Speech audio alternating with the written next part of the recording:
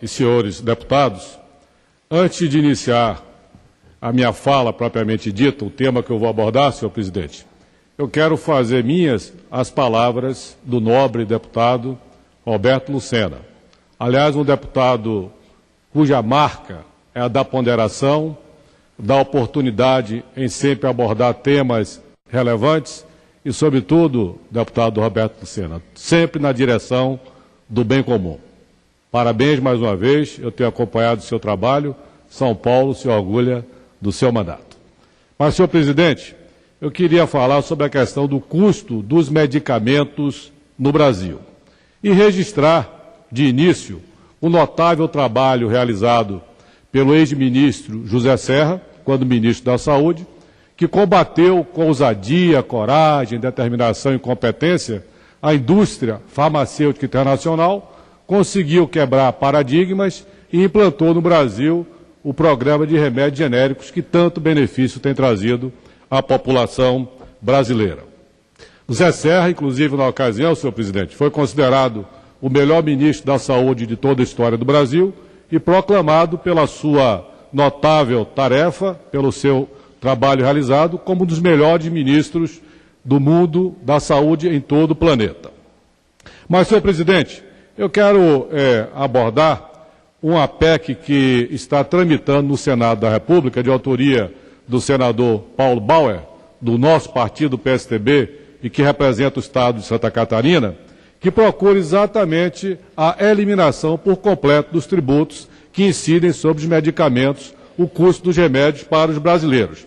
Essa PEC do remédio, como é conhecida, está na Comissão de Constituição e Justiça e, em seguida, certamente virá também para a Câmara dos Deputados. A redução da carga tributária incidente sobre medicamentos beneficiará, por certo, toda a população brasileira, tornando mais possível de se alcançar o que tanto nós desejamos, o direito da saúde para a população brasileira, que, aliás, é um dever do Estado que a gente aqui representa de uma maneira muito consequente e responsável.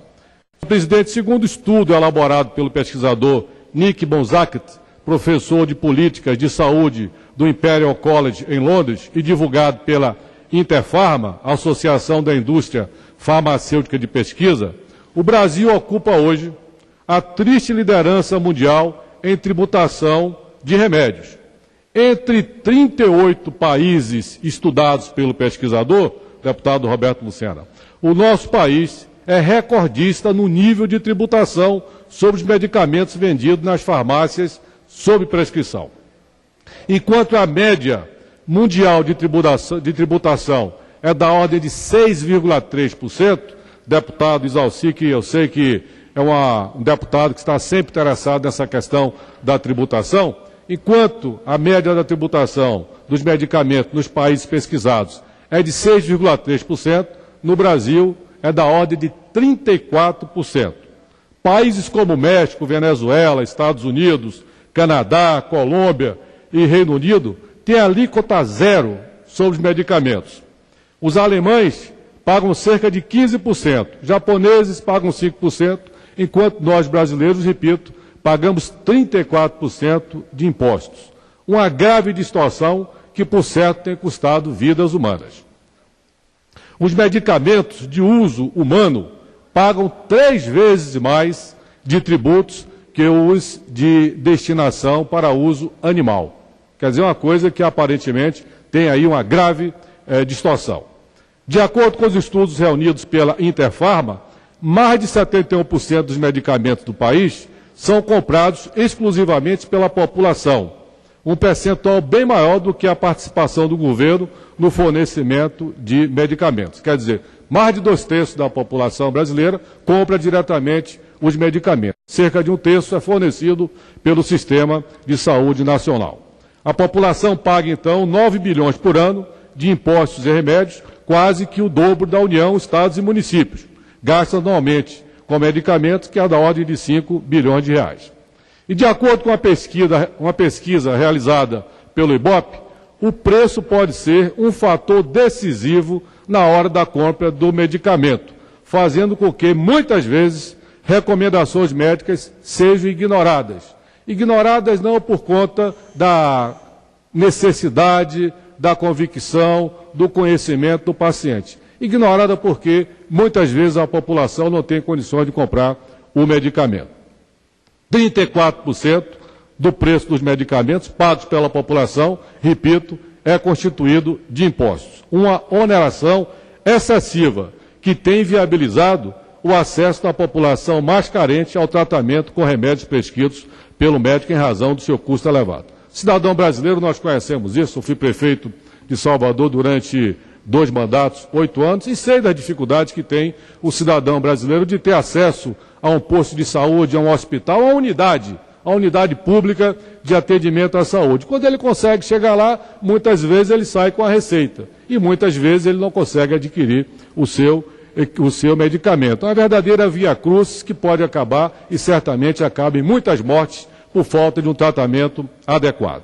E a Constituição brasileira, realmente, ela assegura, está escrito na Constituição brasileira, que saúde é um direito de todos e um dever do Estado. Portanto, essa PEC, senhor presidente, eu estou encerrando, essa PEC do senador Paulo Baier, que está tramitando hoje no Senado Federal, tem um propósito muito elogioso, solidário, que está compatível com o espírito do brasileiro, de ser generoso, solidário, procurar acolher, procurar viver em comunidade, entender os seus irmãos. Eu espero que essa PEC seja aprovada no Senado, chegue aqui na Câmara e imediatamente tenha aprovação e, consequentemente, possa ser implementada pelo governo brasileiro, pelo Senado, pelo Congresso Nacional, em benefício da população. Senhor presidente, um doente brasileiro hoje que já sofre com a doença, ele tem que pagar ainda 34% de impostos aos governos.